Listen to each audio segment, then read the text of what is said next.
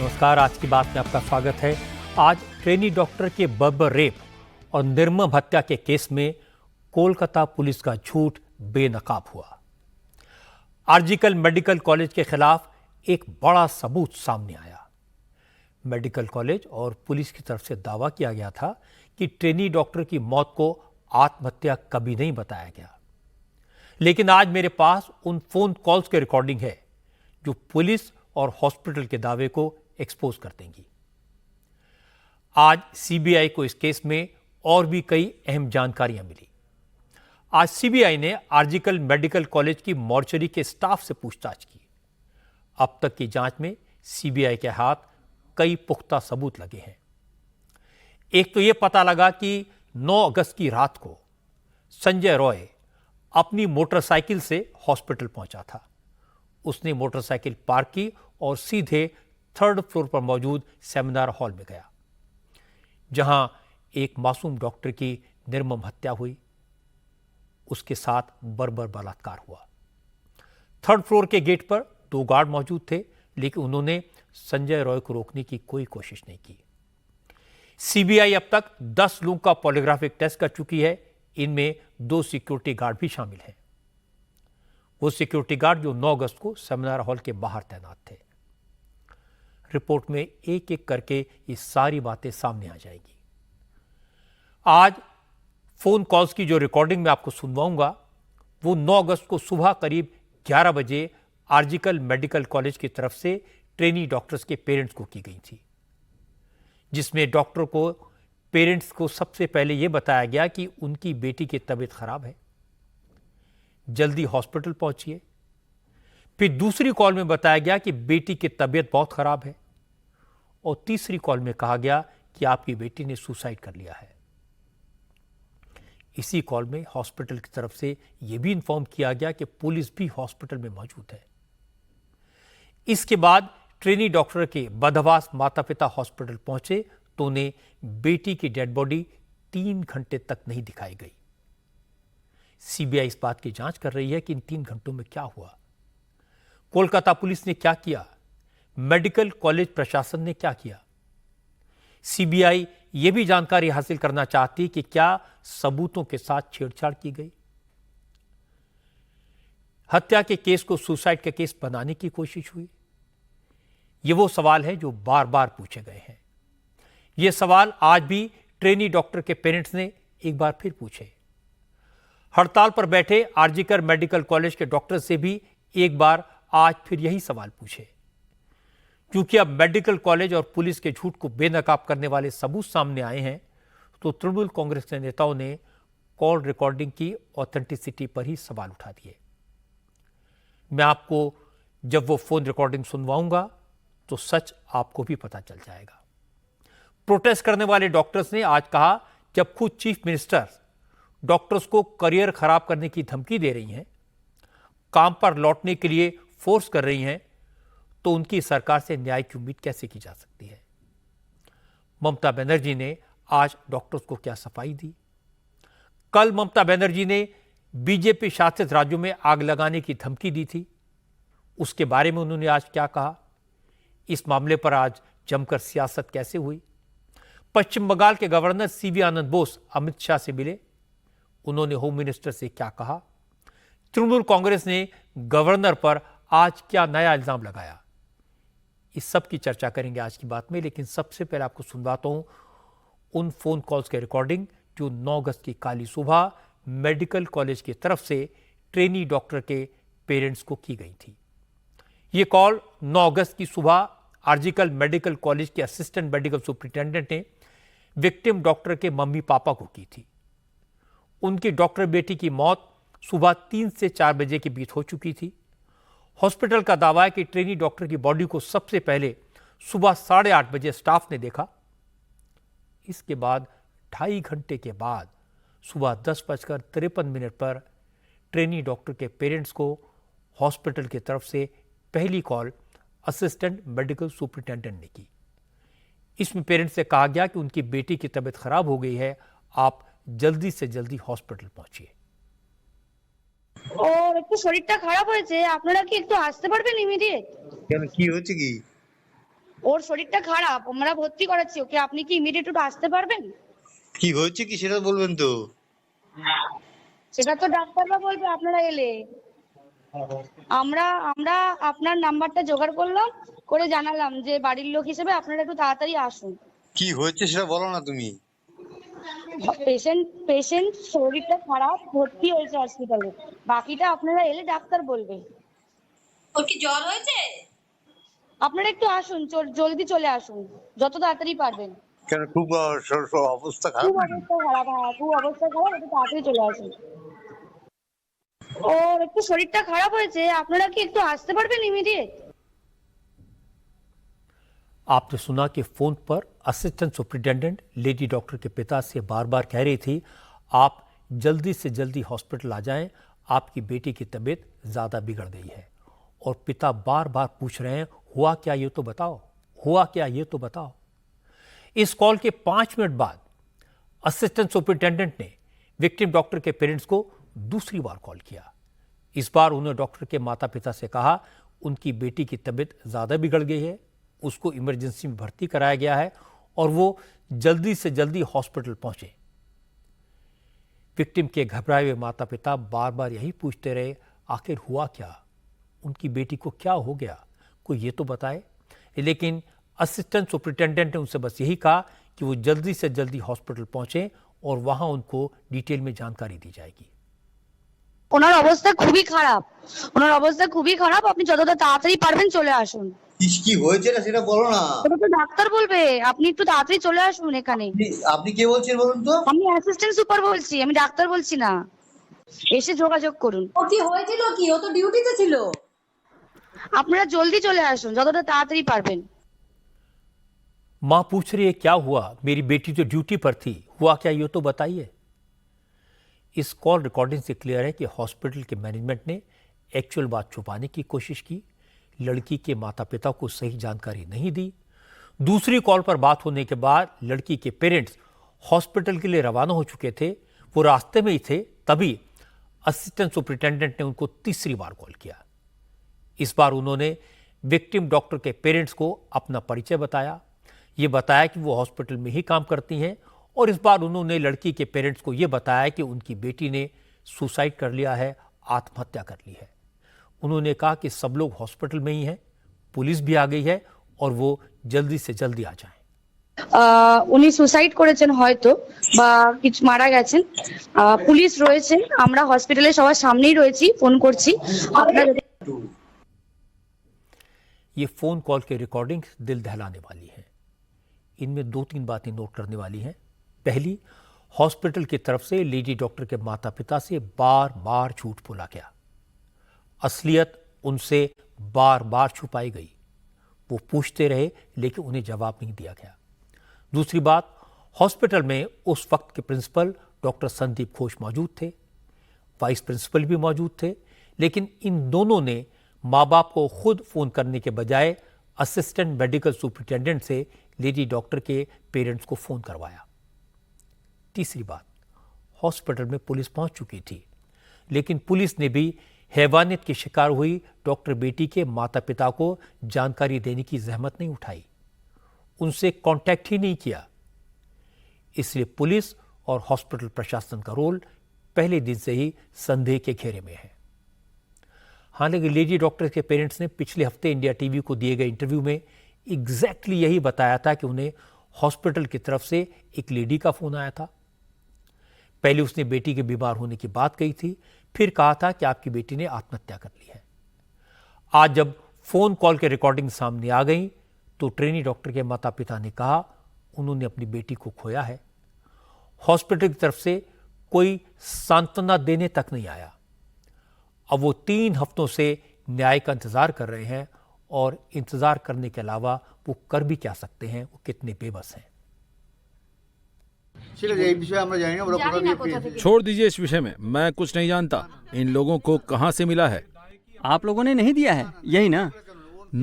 नहीं भाई। ऑडियो की जिम्मेदारी आप लोग ले रहे हैं? नहीं, इसकी जिम्मेदारी हम लोग क्यों लेंगे? कुछ भी होगा उसकी जिम्मेदारी हम लोग क्यों लेंगे? हम लोगों का मूड ऐसे ही खराब है। लेकिन ऑडियो में आपकी आवाज लग रही है। कौन सी? ऑडियो में जो बातचीत हो रही है मैंने सुना ही नहीं है। उसमें बोला जा रहा है कि आपकी बेटी की तबीयत खराब है।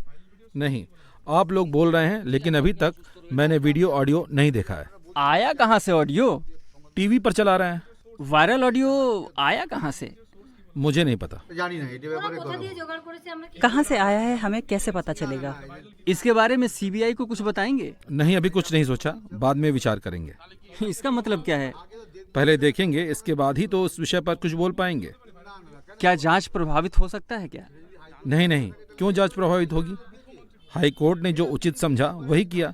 हाई कोर्ट ने ही तो सीबीआई जांच का आदेश दिया है। कोर्ट का हमें सम्मान करना होगा। कोर्ट को उचित लगा तभी दिया। अगर किसी को कुछ लगता है, पानी में बहा दिया है, तो इस पर कोर्ट सुनवाई करेगा। इससे तो हम लोग हताश हो रहे हैं, खुद को आशा भी दिला रहे हैं। हम लोगों ने खुद ही हाई कोर्ट से निष्पक्ष जांच की मांग की थी। हाई कोर्ट सीबीआई को बेहतर एजेंसी मानता है, तभी तो जांच उन्हें दे दिया गया है। ये सारी बातचीत बंगला में थी, जिसे हमने पैरा डब करके आपको सुनाया ताकि आपको आसानी से समझ में आ सके। डॉक्टर बेटी के पिता की बात बिल्कुल सही है कि बेटी के बारे में खबर मिलने पर उन्हें रिकॉर्डिंग का होश कहाँ होता। वो तो वैसे ही बेटे की खबर सुनकर हड़बड़ा गए थे। वहीं ये ऑडियो वायरल होने के बाद बीजेपी के नेताओं ने कहा, अब तो ये बात साफ हो गई कि आरजीकर हॉस्पिटल के मैनेजमेंट, कोलकाता पुलिस और ममता की सरकार सब ने मिलकर हत्या केस को शुरू में सुसाइड का मामला दिखाने की कोशिश की।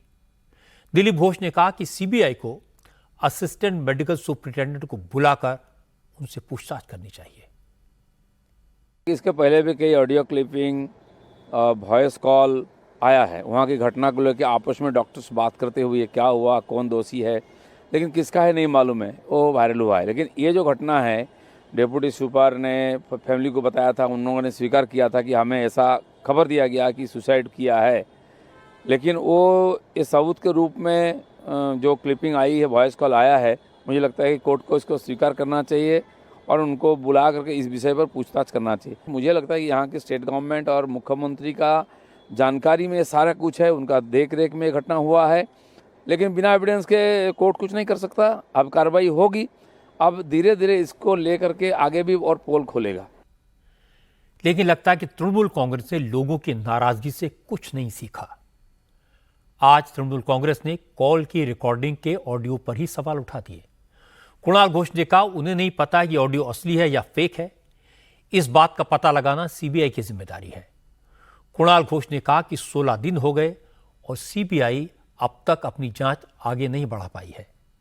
उनकी पार्टी तो खुद विक्टिम डॉक्टर के लिए इंसाफ मांग रही है, लेकिन सीबीआई जांच को आगे बढ़ाने के बजाय टाइम काट रही है, जिससे बीजेपी को माहौल खराब करने का मौका मिल सके।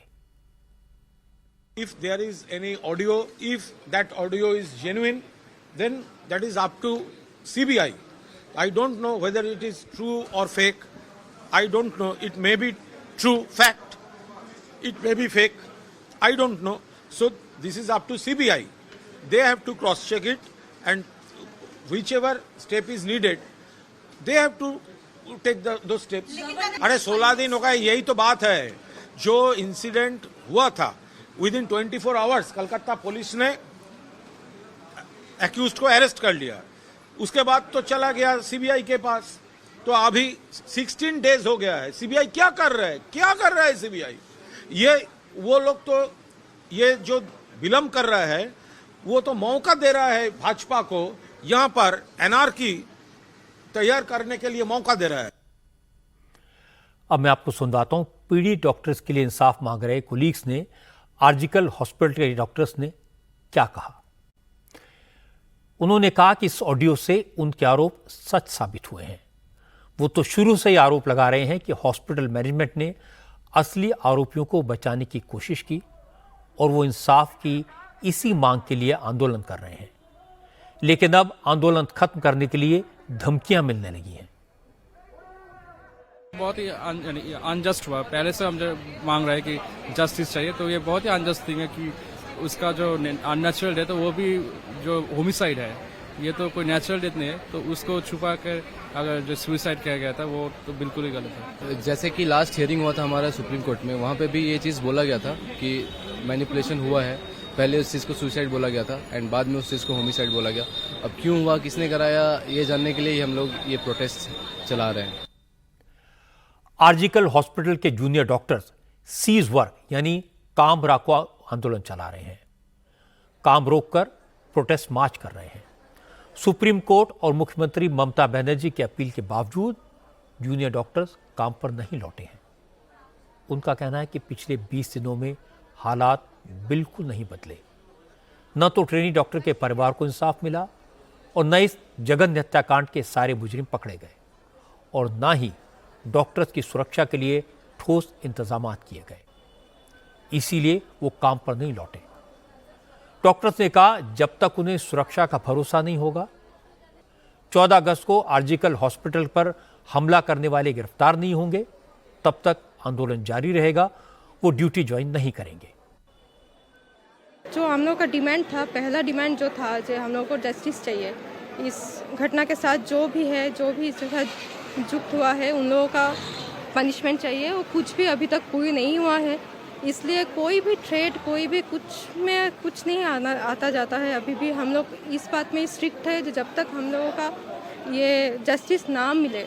ये एक सीधा साधा डिमांड है कि जो लोग इसमें शामिल थे उन्हें अरेस्ट किया जाए, पहला डिमांड। दूसरा डिमांड, ऑनरेबल सुप्रीम कोर्ट में सीबीआई ने कहा है कि 5 दिन के बाद जब वो लोग घटनास्थल पर पहुंचे तो वहाँ पर सब कुछ ऑल्टर्ड मिला। तो किन लोगों ने ऑल्टर्ड किया, कौन से लोग इनमें शामिल हैं, और फिर आरजीकर में जो 14 तारीख के रात को जो इतनी बड़ी एक भीड़ घुस गई और सब कुछ तोड़ फोड़ कर दिया, तो कौन लोग जो जिम्मेदार हैं उन्हें अभी तक कानून के दायरे में लाया क्यों नहीं गया। देखिए, हमारा यही मानना है कि आज घटना को हुए 20 दिन हो चुका है। रोज़ प्रोटेस्ट पर आना, रोज़ अपनी मांगे रखना, हमारा यही एक बिलीफ है कि कहीं ना कहीं आज या तो कल हमारे जितने भी डिमांड्स हैं वो फुलफ़िल होंगे। और जो हमारी कॉलीग थी, वो उनको जो अब तक जस्टिस नहीं मिल पाया है, वो आज या कल वो उनको ज़रूर मिलेगा। बस इसी डिमांड की आशा में कि आज फुलफ़िल होगा, कल फुलफ़िल होगा, बस इसीलिए हम अपना धरना चलाए जा रहे हैं कि जब तक उनको जस्टिस नहीं मिलेगा हम अपना प्रोटेस्ट कंटिन्यू करेंगे। जूनियर डॉक्टर्स के सपोर्ट में आज कांग्रेस के कार्यकर्ताओं ने भी कोलकाता में प्रोटेस्ट मार्च निकाला। अधीर रंजन चौधरी की अगुवाई में कांग्रेस के सैकड़ों कार्यकर्ता डॉक्टर्स के लिए इंसाफ मांगने सड़कों पर उतरे। विरोध प्रदर्शन के दौरान कांग्रेस के कई नेताओं ने काले कपड़े पहने हुए थे। अधीर रंजन चौधरी काला साफा बांधकर प्रोटेस्ट के लिए उतरे।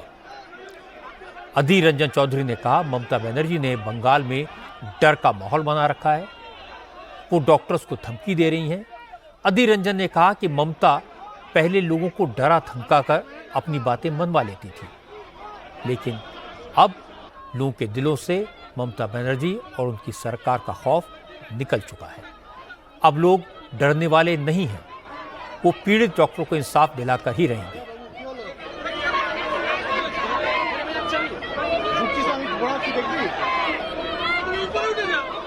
बंगाल की आम लोगों की मांग जो है, पीड़िता का परिवारों की जो मांग है, इंसाफ की मांग, वो इंसाफ की मांग में हम सर में सर मिला रहे हैं और कुछ नहीं। ममता बनर्जी खुद ये नहीं चाहते कि इसका सही ढंग से तफ्तीश हो, बहुत सारे राज खुल जाएगी ना, वो नहीं चाहती।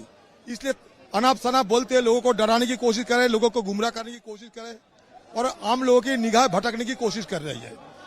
लेकिन लोग छोड़ने वाला नहीं है, ये जन आंदोलन में शामिल तब्दील हो चुके हैं। डराने की कोशिश कर रहे हैं, लेकिन जब पता चली कि आम लोग बेखौफ है, डरते नहीं, तब तो उन्होंने बयान को पलटू मारने की कोशिश कर रहे हैं, बयान को घुमा फिराने के, लोगों को समझाने की कोशिश कर रहे हैं, क्योंकि लोग डरते नहीं उनसे। वो सोचते हैं कि उनके हाथ में बहुत सारे गुंडे गर्दे हैं, कुछ करेंगे, दहशतगर्द फैलाएंगे, लेकिन लोग डरने वाला नहीं है। ममता बनर्जी ने कल तृणमूल कांग्रेस के कार्यकर्ताओं को संबोधित करते हुए डॉक्टर से ड्यूटी ज्वाइन करने की अपील की थी, लेकिन ममता का अंदाज धमकाने वाला था, इसीलिए डॉक्टर्स ने ड्यूटी ज्वाइन करने से इनकार कर दिया। और अधीर रंजन ने भी ममता पर डॉक्टर्स को डराने धमकाने का इल्जाम लगाया। इसके बाद मुख्यमंत्री को सफाई देनी पड़ी। ममता बनर्जी ने लंबा चौड़ा ट्वीट लिखा, कहा कि उनके बयान को तोड़ मरोड़ कर पेश किया जा रहा है। उन्होंने आंदोलन कर रहे डॉक्टर्स के बारे में कुछ नहीं कहा। वो तो डॉक्टर्स के साथ हैं। ममता ने कहा डॉक्टर्स की मांग बिल्कुल जायज है और वो भी डॉक्टर्स के आंदोलन का समर्थन करती हैं। ममता ने कहा उन्होंने अपनी रैली में जो कुछ कहा बीजेपी के खिलाफ कहा, क्योंकि बीजेपी बंगाल में अराजकता फैलाना चाहती है, आग लगाना चाहती है। लेकिन कल ममता ने असम, उत्तर प्रदेश, बिहार, झारखंड और नॉर्थ ईस्ट के कई राज्यों में आग लगाने की धमकी दी थी। इस पर आज जबरदस्त रिएक्शन हुआ। असम के मुख्यमंत्री हिमंता बिस्वा शर्मा समेत कई राज्यों के मुख्यमंत्रियों ने ममता के बयान को अनफॉर्चुनेट और राष्ट्र विरोधी बताया। इस बीच बंगाल बीजेपी के अध्यक्ष सुकांतु मजूमदार ने आज गवर्नर सीवी आनंद बोस से मिलकर ममता की शिकायत की। आरोप लगाया कि ममता बनर्जी देश में अराजकता फैलाने की धमकी दे रही हैं, इसलिए ममता के खिलाफ एक्शन होना चाहिए। सुकांतु मजूमदार ने कहा कि ममता बनर्जी वही जुबान बोल रही हैं जो बांग्लादेश की जमात इस्लामी बोलती है और इसे बर्दाश्त नहीं किया जाएगा। ममता बनर्जी जब भयभीत हो गई, उनके मुंह से कल जो चीज़ें निकली है वो बहुत चिंताजनक बातें हैं। एक संविधान का, हमारे कॉन्स्टिट्यूशन का ओथ लेने वाली एक महिला मुख्यमंत्री अपने पद पर रहते हुए अगर ऐसी बात करती है कि हम नॉर्थ ईस्ट को टॉपल करेंगे, ये तो मैं समझता हूँ कि ऐसी भाषा है जो भाषा कुछ दिन पहले बांग्लादेश में जमात के लोग यानी एंटी इंडिया वाले लोग वो बोल रहे थे। आज ये शर्म की बात है हमारे लिए भी कि पश्चिम बंगाल की मुख्यमंत्री की, आदरणीय मुख्यमंत्री जी की भाषा बानी जमात के साथ मैच कर रही है, सेम पिच पे एक साथ चल रही है, और ये सब बातें पाकिस्तान भी कहती है। ये बहुत चिंताजनक बात है। इसलिए मैंने गृह मंत्री जी को लेटर लिखा, इंटरवेंशन होना चाहिए, और मैं तो लीगल कंसल्टेशन भी ले रहा हूँ। अगर मेरे लॉयर्स, मेरे एडवोकेट जो हैं उनसे मैं कंसल्ट कर रहा हूँ।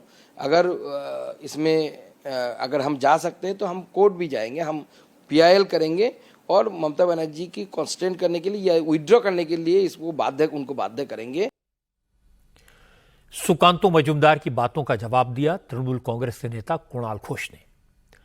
कुणाल घोष ने कहा बीजेपी बंगाल में माहौल खराब करना चाहती है, ममता बनर्जी की सरकार को बदनाम करना चाहती है। कुणाल घोष ने कहा कि गवर्नर पर तो खुद महिला से बदसलूकी के इल्जाम हैं, इसलिए CV आनंद बोस के रहते महिलाओं को इंसाफ नहीं मिल सकता। गवर्नर को तो बर्खास्त किया जाना चाहिए। They want to disturb West Bengal. Their target is Mamata Banerjee, this BJP and anti-Bengal lobbies. They are trying to disturb Mamata Banerjee and Bengal. So they have planned in many ways. ये सुकांत मजूमदार जिस राज्यपाल से मिलने गए थे उसके खिलाफ राजभवन में क्राइम अगेंस्ट वीमेन एलिगेशन है और वो कॉन्स्टिट्यूशनल प्रोटेक्शन लेके बैठे हुए हैं। पहले तो वो कॉन्स्टिट्यूशन प्रोटेक्शन छोड़ दीजिए और न्याय विचार के लिए वो इन्वेस्टिगेशन फेस उनको करना चाहिए। तो सुकांत मजूमदार जिसके पास जा रहा है उसके खिलाफ ही तो एलिगेशन है। लेकिन बीजेपी और एनडीए के दूसरे दलों के नेताओं ने आज ममता बनर्जी पर जमकर हमला किया। केंद्रीय मंत्री गिरिराज सिंह ने कहा ममता बनर्जी देश के संघीय ढांचे के खिलाफ, संवैधानिक व्यवस्था के खिलाफ बयान दे रही हैं। गिरिराज सिंह ने कहा ममता बनर्जी और उनका साथ देने वाले नेता आज बलात्कारियों के साथ खड़े हैं। ये जुबान कोई लोकतांत्रिक व्यक्ति का हो ही नहीं सकता, मुख्यमंत्री का। ममता बनर्जी जो नॉर्थ कोरिया के प्रेसिडेंट हैं किम जोंग, वो अपने विपक्ष को बर्दाश्त नहीं करते, उसी तरह ममता बनर्जी अपने विपक्ष की बात को बर्दाश्त नहीं। ममता बनर्जी हार चुकी हैं, अपनी लोकप्रियता खो चुकी हैं, इसीलिए वो असंवैधानिक बातें बोल रही हैं, संघीय ढांचा को तोड़ रही हैं, और उसके समर्थन में जो लोग खड़े हैं, यानी बलात्कारियों के समर्थन में, चाहे राहुल जी हों। जेडीयू ने भी ममता के बयान को संविधान विरोधी और देश के फेडरल स्ट्रक्चर के खिलाफ बताया। केसी त्यागी ने कहा, ममता बनर्जी ने दूसरे राज्यों में आग लगाने की धमकी दी है। ऐसा अनर्गल बयान देना संवैधानिक पद पर बैठे शख्स को शोभा नहीं देता। ये सभी उन राज्यों के लिए चेतावनी है जिनका उल्लेख ममता बनर्जी ने अपने भाषण में दिया है। ये थ्रेट है उन्हीं राज्यों की सॉवरेनिटी के लिए। ये उनका बयान संवैधानिक मर्यादाओं के विरुद्ध है। कैसे चुना हुआ एक मुख्यमंत्री दूसरे राज्यों में आग लगाने की, विध्वंस करने की या अराजकता फैलाने की वकालत कैसे कर सकता? लेकिन तेजस्वी यादव आज ममता बनर्जी के सपोर्ट में आए। तेजस्वी ने कहा, हर बलात्कारी को कड़ी से कड़ी सजा होनी चाहिए, लेकिन बीजेपी प्रदर्शन के नाम पर, बंद के नाम पर बंगाल में लूटपाट और हिंसा कर रही है। इसे बर्दाश्त नहीं किया जा सकता। तेजस्वी ने कहा कि बंगाल की घटना पर बीजेपी विरोध करे, यह समझ में आता है, लेकिन जब बीजेपी शासित राज्यों में सबसे ज्यादा रेप की घटनाएं होती हैं, तब बीजेपी के नेता खामोश क्यों रहते हैं? कोई भी बलात्कार करने वाला, उसको कड़ी से कड़ी सजा मिलनी चाहिए, लेकिन जाके मार्केट में तोड़फोड़ करिएगा क्या?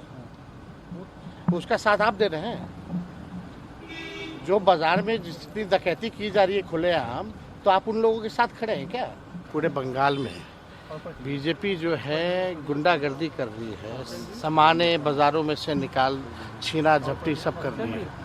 एक माहौल जो है, एनवायरनमेंट जो है शांति का, उसको ये बीजेपी के लोग भंग करना चाहते हैं और ये लगातार जो है लोगों को उकसाने का काम कर रहे हैं। लेकिन बंगाल के लोग हों या और कहीं के लोग हों, किसी अन्य राज्यों के, इन लोगों के झांसे में आने वाले नहीं हैं। और जहाँ तक बात है, हम तो पहले भी कहे हैं, रेप की घटनाएं उत्तर प्रदेश में सबसे ज़्यादा है। बीजेपी शासित राज्यों में सबसे ज़्यादा रेप की घटनाएं होती हैं। बिहार में लगातार हो रहा है, तो उस पर क्यों चुप्पी लोग साधे हुए हैं?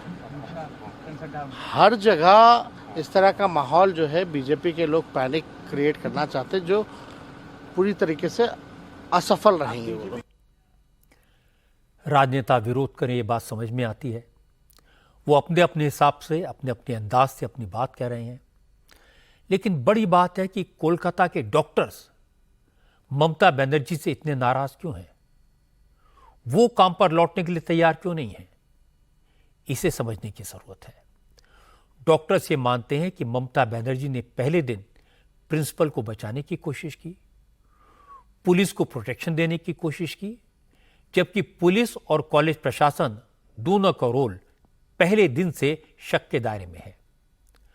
आज जो फोन कॉल सामने आए, उन्होंने कंफर्म कर दिया कि शुरुआत में पुलिस और कॉलेज ने बेटी के पेरेंट्स को गुमराह किया। बाद में इस बात पर सवाल खड़े हुए, क्या सबूतों के साथ छेड़छाड़ की गई है? अब ये सीबीआई बताएगी कि क्राइम सीन पर कोई गड़बड़ तो नहीं की गई।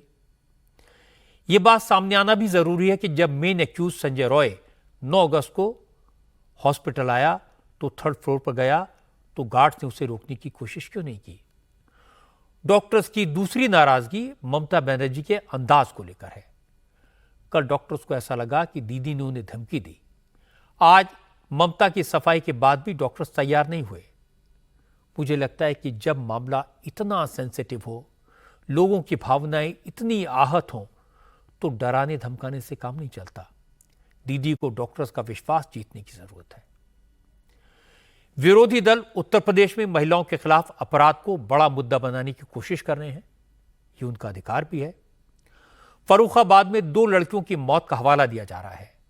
पुलिस पर हत्या के केस को सुसाइड बताने का इल्जाम यहां भी लग रहा है। इस केस की डिटेल्स आपको बता देता हूं। असल में फर्रुखाबाद में जन्माष्टमी के दिन 2 लड़कियों की डेड बॉडी पेड़ पर लटकी हुई मिली थी। पोस्टमार्टम रिपोर्ट में मामला सुसाइड का बताया गया, लेकिन परिवार वालों का कहना है कि लड़कियों की हत्या की गई। अब पुलिस मामले की जांच कर रही है। इस वारदात को लेकर तृणमूल कांग्रेस के सांसद सागरिका घोष ने कहा कि बीजेपी कार्यकर्ता कोलकाता की डॉक्टर के इंसाफ की मांग को लेकर हंगामा कर रहे हैं, लेकिन यूपी की बेटियों के लिए बीजेपी के नेता आवाज क्यों नहीं उठाते, यहां प्रोटेस्ट क्यों नहीं करते। राहुल गांधी, प्रियंका गांधी, अखिलेश यादव और मायावती जैसे तमाम नेताओं ने भी पुलिस और प्रशासन के रवैये पर सवाल खड़े किए। आज समाजवादी पार्टी, कांग्रेस और बहुजन समाज पार्टी तीनों पार्टियों ने अपने अपने डेलीगेशंस को फर्रुखाबाद में लड़कियों के परिवार वालों से मिलने भेजा। समाजवादी पार्टी के डेलीगेशन में महिलाएं भी शामिल थी। कांग्रेस की तरफ से लुईस खुर्शीद परिवार वालों से मिली। तीनों ही पार्टियों के नेताओं ने पुलिस की जांच पर सवाल उठाए, पोस्टमार्टम रिपोर्ट पर शक जाहिर किया। समाजवादी पार्टी के डेलीगेशन में शामिल नवल किशोर ने कहा वो खुद डॉक्टर हैं। परिवार वालों उन्होंने लड़कियों की डेड बॉडी का वीडियो दिखाया है। वीडियो देखकर उन्हें साफ साफ पता चला कि ये सुसाइड का मामला नहीं है। इनके माँ बाप से हम लोग मिले हैं और सारे में जो पोस्टमार्टम की रिपोर्ट आई है, कहीं ना कहीं उस रिपोर्ट पे इनके माँ बाप का कतई भी बच्चों के जिन्होंने जो फांसी के फंदे पर जिनको बताया गया, वो कतई भी सेटिस्फाइड नहीं है कि ये आत्महत्या हुई है। ये अपने मोबाइल में एक वीडियो दिखाया। उस वीडियो में एज ए डॉक्टर मैं बताना चाहूँगा उसमें अरिथमा है, अरिथमा के साथ में उसमें कंफ्यूजन भी है। साथ में वो बता रही है कि इनको ज़रूर एक्सटर्नल इंजरी हुई होगी, इनको मारा गया होगा। तो कुल मिला के अब तक की सारी जो घटना है, इस सारी घटना से समाजवादी पार्टी का जो डेलीगेशन और इनके माँ बाप कतई भी सेटिस्फाइड नहीं है कि ये आत्महत्या है। 2 दिन पहले एक लड़की के पिता ने कहा था कि उनकी बेटी की डेड बॉडी पर चोटों के निशान थे, लेकिन बेटी की पोस्टमार्टम रिपोर्ट में इसका कोई जिक्र नहीं है। बेटी का अंतिम संस्कार हो गया, इसलिए अब उनके पास सबूत भी नहीं है। पुलिस भी पोस्टमार्टम रिपोर्ट के आधार पर सुसाइड का केस मानकर जांच कर रही है, इसलिए उन्हें इंसाफ की उम्मीद नहीं है। विरोधी दलों के नेताओं ने लड़की के पिता के इसी बयान को इशू बनाया, लेकिन आज लड़की के पिता ने कहा उन्होंने पुलिस अफसरों से बात की है। पुलिस ने उन्हें लड़कियों के फोन कॉल की डिटेल्स दिखाई हैं। लड़कियों के कुछ लड़कों से लंबी बात हुई है। अब पुलिस इस एंगल से भी जांच कर रही है। लड़की के पिता ने कहा उन्हें पोस्टमार्टम रिपोर्ट पर शक है। इस पर पुलिस ने कहा कि वो डॉक्टर्स की रिपोर्ट है, लेकिन पुलिस इस रिपोर्ट के आधार पर सुसाइड का केस मानकर जांच बंद नहीं करेगी। लड़की के पिता ने कहा आज पुलिस ने जो सबूत दिखाए, एसपी साहब ने जो भरोसा दिया, उससे उन्हें भरोसा है कि जांच सही दिशा में हो रही है और असलियत जल्दी ही सामने आएगी। आश्वासन नहीं दिया, कुछ सच दिए हैं और वो सच बहुत मजबूत है। अच्छा। पुलिस ने ये भी कहा है कि इस पे आप संतुष्ट हैं। मैंने सर इस पे तो संतुष्ट हैं, मगर पोस्टमार्टम रिपोर्ट जो है अभी अंदेशा उस पर है। एसपी साहब ने जो न्यूज डाली है, उन्होंने ये दिखाया कि आत्महत्या है पोस्टमार्टम आधार पर। तो हम ये समझे कि इन्हें ये दिखा रहे हैं कि इसमें मतलब इन्हें आत्महत्या की है। ठीक है। तो हमने उसको माना नहीं। हमारे एसपी साहब से बात भी हुई, तो बोले क्या था कि मिट्टी आती है तो थोड़ा खून जम जाता है, तो हो सकता है। तो जब उसको कांटे निकले वो भी हम लोगों ने बताया। बोले आप निश्चिंत रहिए, वीडियोग्राफी हुई है, पैनल हुआ है। अभी खाली डॉक्टर ने अपनी रिपोर्ट दी। वो देखो मोबाइल का लोकेशन, मोबाइल नंबर, बात होती थी और मतलब लड़कों से और बात भी हो तो मतलब वो करीब पौन घंटा बाद भी हुई है। ठीक है। और उस रात में भी बात हुई है। ठीक है। तो वो डॉक्यूमेंट बहुत मजबूत है और मतलब वो तो खैर उनको अभी नहीं सामने लाया गया। ठीक है। मगर विश्वास दिलाया गया, मेरी बात हुई है और वो कायदे में वो दोषी हैं। इसके बाद फर्रुखाबाद के एसएसपी आलोक प्रियदर्शी ने भी कहा कि पुलिस इस केस में कुछ छिपा नहीं रही है। लड़कियों के पोस्टमार्टम रिपोर्ट में मौत से पहले किसी तरह की जोर जबरदस्ती संकेत या चोटों के निशान का जिक्र नहीं है, इसलिए शुरुआती तौर पर यह सुसाइड का केस लग रहा है। हालांकि पुलिस को कुछ और तथ्य भी मिले हैं, सबकी जांच हो रही है, उसके बाद ही पुलिस फाइनल कंक्लूजन पर पहुंचेगी। पुलिस ने फौरन मौके पर पहुंच करके सीन ऑफ क्राइम को प्रोटेक्ट किया। फोरेंसिक की टीम बुलाई गई, घर वालों को बुलाया गया और उन सब की रजामंदी से शवों को नीचे उतार करके जो विधिवत कार्रवाई थी पंचनामा की, उनकी मौजूदगी में वो कराई गई। और फिर पोस्टमार्टम भी इसका हम लोगों ने बात करके पैनल से कराया और वीडियोग्राफी के समक्ष कराया ताकि किसी तरह का कोई डाउट ना हो। और पोस्टमार्टम की रिपोर्ट से स्पष्ट है कि उसमें कोई एंटीमार्टम इंजरीज़ बॉडी पे नहीं है। एंटीमॉर्टम हैंगिंग है विच नोट्स सुसाइड। पुलिस की कार्रवाई पर उसने कोई सवाल नहीं उठाए थे। उसने साफ साफ ये कहा है कि वो पुलिस की कार्रवाई से संतुष्ट है और पुलिस भी निष्पक्ष रूप से काम कर रही है। जो भी इस तरह के आरोप लगाए गए हैं वो गलत है। चूंकि फर्रुखाबाद के केस को लेकर उत्तर प्रदेश की कानून व्यवस्था पर सवाल उठाए गए, इसलिए आज योगी आदित्यनाथ ने समाजवादी पार्टी और कांग्रेस को करारा जवाब दिया। योगी ने कहा कि लोगों ने समाजवादी पार्टी का मॉडल भी देखा है और बीजेपी का मॉडल भी देख रहे हैं। दोनों में फर्क क्या है ये लोग महसूस भी कर रहे हैं। योगी आदित्यनाथ ने कहा, बेटियों की सुरक्षा पर सवाल उठाने वाले अखिलेश यादव खुद रेपिस्ट का साथ देते हैं। अयोध्या और कन्नौज की घटना का जिक्र करते हुए योगी ने कहा कि नवाब ब्रांड समाजवादी पार्टी की पहचान है। समाजवादी पार्टी का इतिहास काले कारनामों से भरा हुआ है। इनकी टोपी भले ही लाल है लेकिन कारनामे काले हैं। समाजवादी पार्टी प्रदेश के अंदर अराजकता पैदा करने की अपनी कुत्सित मंशा से आज भी वह कहीं भी जब भी उसको मौका मिलता है उस अवसर को वह जाया नहीं होने देती है। आपने भी इसके चरित्र को देखा है अयोध्या के अंदर, कैसे समाजवादी पार्टी का एक नेता वहां पर एक निषाद बेटी के इज्जत के साथ खिलवाड़ करता है और समाजवादी पार्टी के मुखिया बेशरमी के साथ उस बेशरम के खिलाफ कार्रवाई करने की बजाय उसका समर्थन करते हुए दिखाई दे रहे थे। ये नवाब ब्रांड कांग्रेस इसी समाजवादी पार्टी की पहचान है। ये समाजवादी पार्टी की पहचान है। कैसे अनैतिक तरीके से अर्जित की गई संपत्ति और उस संपत्ति के माध्यम से कैसे बेटियों की इज्जत के साथ बड़ी बेशर्मी के साथ ये लोग खिलवाड़ करते हैं। ये तीसरा दृश्य आपने कन्नौज का देखा है।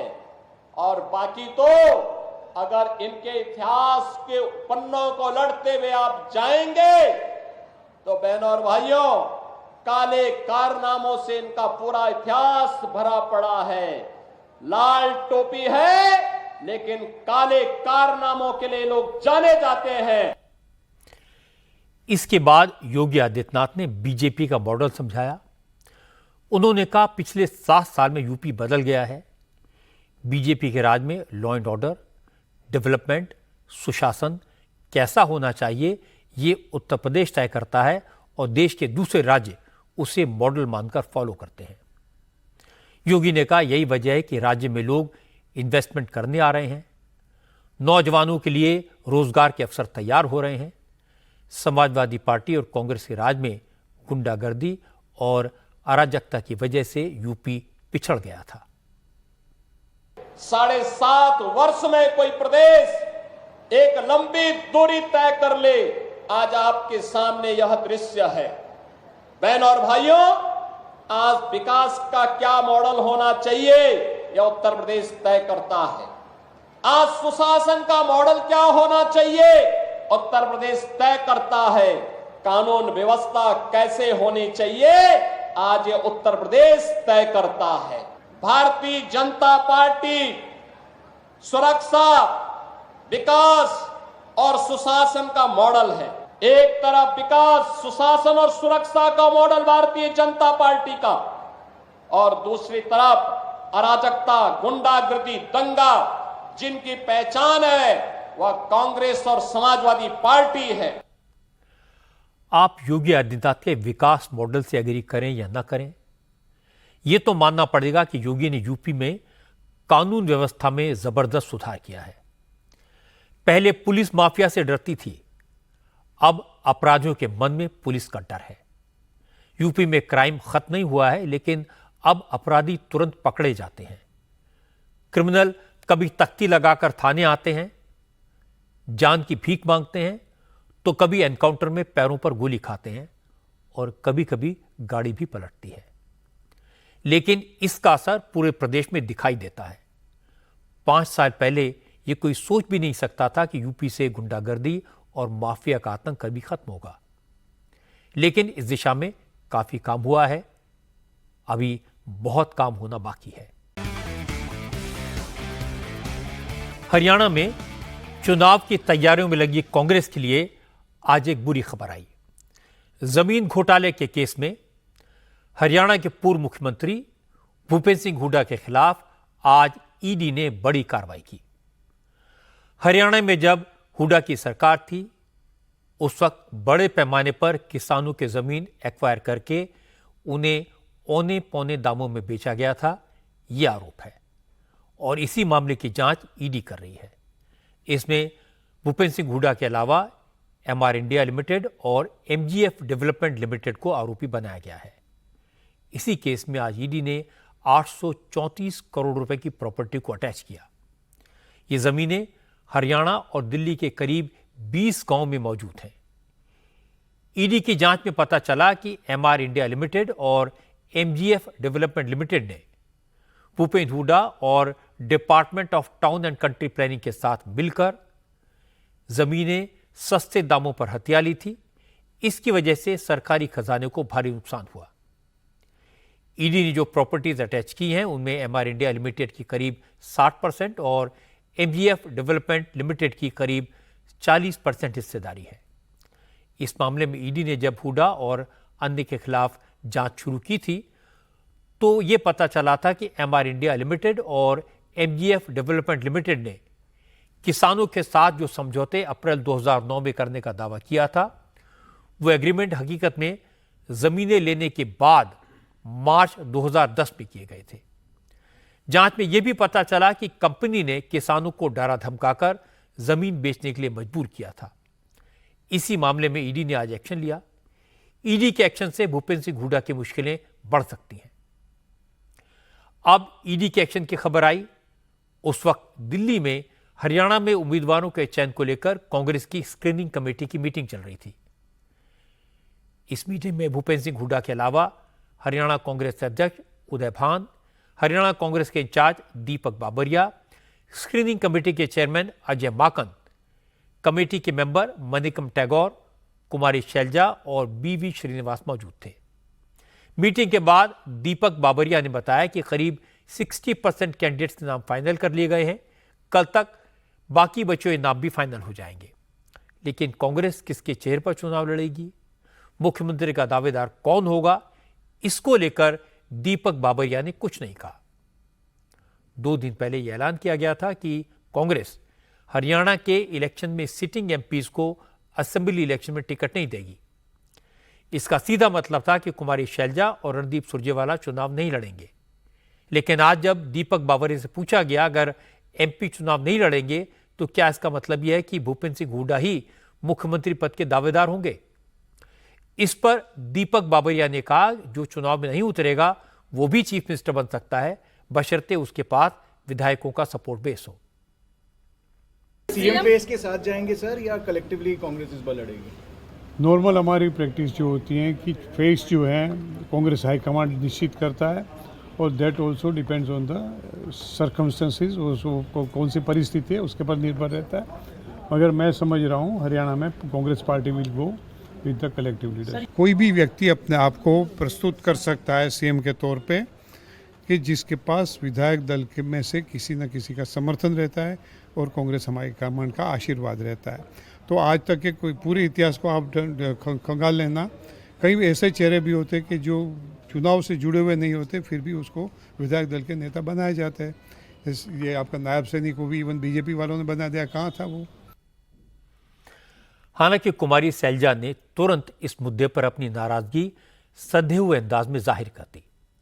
कुमारी शैलजा ने कहा वो कई मौकों पर कह चुकी हैं, आज फिर कह रही हैं कि वो असेंबली का चुनाव लड़ना चाहती हैं, लेकिन अंतिम फैसला पार्टी हाईकमान का होगा। मुख्यमंत्री पद के कैंडिडेट को लेकर भी कुमारी शैलजा ने कहा कि मुख्यमंत्री पद के दावेदार कई हो सकते हैं, लेकिन बनेगा वही जिसके नाम का अप्रूवल पार्टी लीडरशिप करेगी। इच्छा तो मैंने लोकसभा चुनाव से पहले ही जाहिर कर दी थी, आपके सामने भी सबको मालूम, तो केवल वो रिपीट बात है। लेकिन उसके बाद लोकसभा चुनाव भी लड़े, लेकिन अब विधानसभा का चुनाव है और इस पर जो भी सीनियर नेता होते हैं उनके लिए फैसला वैसे भी सारा फैसला ही हाईकमान का होता है, तो हमारे लिए जो भी आगे आदेश होगा, मैंने हमेशा कहा कि मेरी इच्छा है, लेकिन फाइनल फैसला हाईकमान का होगा। कांग्रेस के सच्चे सिपाही होने के नाते हम आपको कह सकते हैं, और इतिहास बताता है कि हमेशा मुख्यमंत्री वो बनता है जिस पर आला कमान का ठप्पा लगता है। दूसरी तरफ बीजेपी भी हरियाणा में उम्मीदवार के नामों को फाइनल करने में जुटी है। हो सकता है कल तक बीजेपी की पहली लिस्ट आ भी जाए, क्योंकि इस वक्त दिल्ली में बीजेपी की सेंट्रल इलेक्शन कमेटी की मीटिंग चल रही है।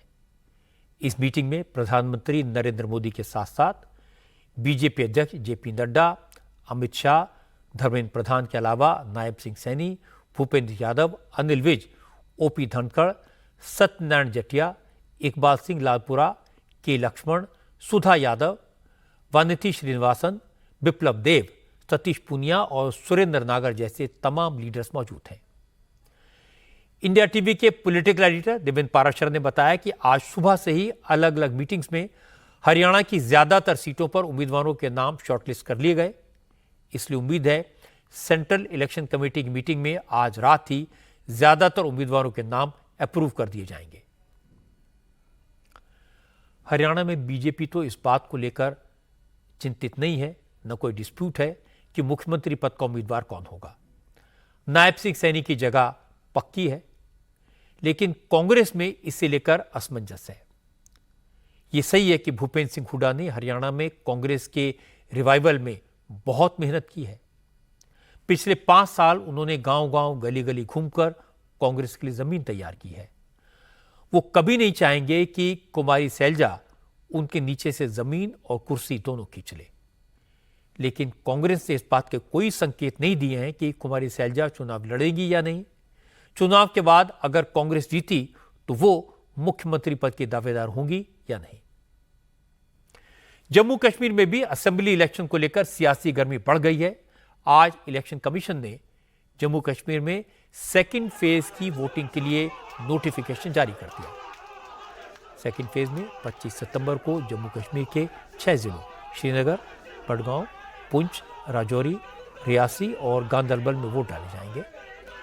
चूंकि नेशनल कॉन्फ्रेंस के नेता उमर अब्दुल्ला ने गांदरबल से ही चुनाव लड़ने का फैसला किया है, इसलिए नोटिफिकेशन जारी होने के तुरंत बाद उमर अब्दुल्ला गांदरबल में कैंपेन करने पहुंचे और यहां उनका जोरदार स्वागत हुआ। इसके बाद उमर अब्दुल्ला ने कहा, कश्मीर में तो कांग्रेस के साथ एलायंस की जरूरत नहीं थी, लेकिन दूसरे इलाकों में बीजेपी को हराने के लिए मिलकर लड़ना जरूरी है। इसके बाद उमर अब्दुल्ला ने कहा, पहले उन्हें जीत का पूरा यकीन होता था, इसलिए मेहनत कम करते थे, लेकिन लोकसभा चुनाव में जब वो बारामूला सीट से हारे, उसके बाद किसी चुनाव को हल्के में नहीं लेते। मैंने कभी किसी इलेक्शन को फॉर ग्रांटेड नहीं लिया। बारामूला के पार्लिमानी नतीजों के बाद तो मैं अब अगर लेता भी था थोड़ा बहुत तो बिल्कुल नहीं लेता हूं। मैं सिर्फ और सिर्फ गांदरबल के लोगों से ये उम्मीद करूंगा कि जिस तरह उन्होंने मुझे 2008 में खिदमत करने का मौका दिया, उस तरह दोबारा इस साल मुझे एक मौका उनकी खिदमत करने का देंगे, बस और कुछ नहीं। आज यहाँ चीफ मिनिस्टर नहीं बन रहा है, हमने एमएलए बनाने हैं। एमएलए बनने दीजिए ना, अब उसके बाद चीफ मिनिस्टर कौन बनता है वो 4 अक्टूबर के बाद तय होगा। हमने क्यों की अलायंस, उसकी अगर कश्मीर में ज्यादा जरूरत, अगर कश्मीर में जरूरत थी या नहीं थी, जम्मू में तो उसकी जरूरत थी, पीर पंचाल और चिनाब में भी। और हमारी कोशिश है कि बीजेपी के खिलाफ हम एक यूनाइटेड फ्रंट लेके खड़े हों और उन्हें कम से कम सीटें जो है जीतने का हम मौका दें। उमर अब्दुल्ला ना तो खुद चुनाव लड़ना चाहते थे, ना ही वो कांग्रेस से अलायंस करना चाहते थे। वो तो ये भी नहीं चाहते थे कि नेशनल कॉन्फ्रेंस चुनाव लड़े, पर परिस्थितियों ने उन्हें मजबूर कर दिया। वो फारूक अब्दुल्ला की बात नहीं टाल पाए और कश्मीर के बदलते हालात ने भी उन्हें फोर्स किया। अब उन्होंने बेमन से समझौता भी किया है और आधे अधूरे मन से ही सही चुनाव के मैदान में उतरे हैं। सच तो है कि बारामूला के लोकसभा चुनाव में हार से जो शौक उन्हें लगा उससे वो अभी तक उबर नहीं पाए हैं। मध्य प्रदेश के कटनी में जीआरपी के थाने में एक महिला और उसके ग्रैंडसन की पिटाई का एक वीडियो सामने आया है, जिसमें पुलिस वाले दोनों को बड़ी बेरहमी से लाठी डंडों से पीट रहे हैं, उन पर लात जूते भी चला रहे हैं। जैसे ही वीडियो चर्चा में आया तो मुख्यमंत्री मोहन यादव ने तुरंत जांच के आदेश दिए। पता चला ये वीडियो पिछले साल अक्टूबर का है। वीडियो में जिस महिला की पिटाई हो रही है वो दीपक वंशकार नाम के एक हिस्ट्री शीटर की मां है। पुलिस ने दीपक वंशकार की तलाश में उसके घर पर दबिश दी थी, घर वालों को पूछताछ के लिए बुलाया था। उसी दौरान जीआरपी थाने में महिला के साथ जुल्म हुआ। जब हकीकत सामने आई तो मुख्यमंत्री मोहन यादव ने वीडियो में जो महिला दिखाई दे रही है और उसके ग्रैंडसन की पिटाई करने वाले सभी 6 पुलिस वालों को सस्पेंड कर दिया। मोहन यादव ने कहा कि वो इस मामले में इतना सख्त एक्शन लेंगे कि कोई पुलिसकर्मी दोबारा इस तरह की हरकत करने की हिम्मत न जुटा सके। वीडियो पुराना है, सरकार ने गलती मानी, एक्शन लिया, लेकिन कांग्रेस को इस इशू पर सियासत करने का मौका मिला। मध्य प्रदेश कांग्रेस के अध्यक्ष जीतू पटवारी इस महिला को लेकर रिपोर्ट लिखवाने के लिए पुलिस थाने पहुंचे, लेकिन पुलिस ने रिपोर्ट लिखने से इनकार कर दिया। तो हम यहीं भूख हड़ताल पर और यहीं से नहीं हलेंगे जब तक इनकी एफआईआर नहीं लिखी। ठीक है, तुम संघर्ष करो, हम तुम्हारे साथ। इसके बाद कांग्रेस के कार्यकर्ताओं ने प्रोटेस्ट शुरू कर दिया। जीतू पटवारी ने कहा मध्य प्रदेश में दलितों के साथ अन्याय हो रहा है और पुलिस गुंडागर्दी पर उतारू है। उन्होंने कहा कि जब तक रिपोर्ट नहीं लिखी जाएगी वो थाने में ही बैठे रहेंगे। 2 घंटे से पुलिस असमंजस में एफआईआर लिखे या नहीं लिखे, ये नहीं, ये मध्य प्रदेश की कानून व्यवस्था, ये दलित है, ये आरक्षित वर्ग से आती है, ये इनका गुनाह हो गया, इनका पाप हो गया ये कि इनको रात भर मारा गया और थाने में एफआईआर भी नहीं हो रही है। मतलब ओपन गुंडा राज क्या हो सकता है उसका एक जीता जागता उदाहरण है। सब थाना छोड़ के चले गए, पुलिस का एक भी कर्मचारी यहाँ है नहीं, ये मैसेज क्या है? मध्य प्रदेश सरकार में मंत्री विश्वास सारंग ने कहा इस घटना के सामने आने के बाद ही कार्रवाई की गई है, इसलिए कांग्रेस को इस पर राजनीति नहीं करनी चाहिए। मुझे ऐसा लगता है कि कांग्रेस को हर मुद्दे पर राजनीति नहीं करनी चाहिए। जो घटना है उसकी जांच हो रही है और ये सुनिश्चित है कि जो दोषी होगा उस पर सख्त कार्रवाई होगी। मध्य प्रदेश में इस तरह की घटना किसी के लिए भी अनुमति लायक नहीं है। पर सबसे पहले जांच होनी चाहिए, उसके लिए उच्च स्तरीय जांच के आदेश दे दिए गए, जांच की रिपोर्ट आन दीजिए। पर अपनी खुद की कुर्सी बचाने के लिए हम राजनीति करें, ये उचित नहीं है। ये बात सही है कि मामला पिछले साल का है, 10 महीने पुराना है। ये भी सही है कि थाने में जिस महिला की पिटाई हुई वो हिस्ट्री शीटर की मां है, लेकिन इससे पुलिस को जुल्म करने का, कानून हाथ में लेने का, किसी की पिटाई करने का हक नहीं मिलता। अच्छी बात है मुख्यमंत्री मोहन यादव ने इस मामले में तुरंत एक्शन लिया, लेकिन मुझे लगता है कि पुलिस वालों को सिर्फ सस्पेंड करने से काम नहीं चलेगा, सिर्फ कहने से काम नहीं चलेगा। सरकार को वाकई में दोषी पुलिस वालों के खिलाफ ऐसा एक्शन लेना चाहिए जो दूसरे पुलिसकर्मियों के लिए नजीर बने।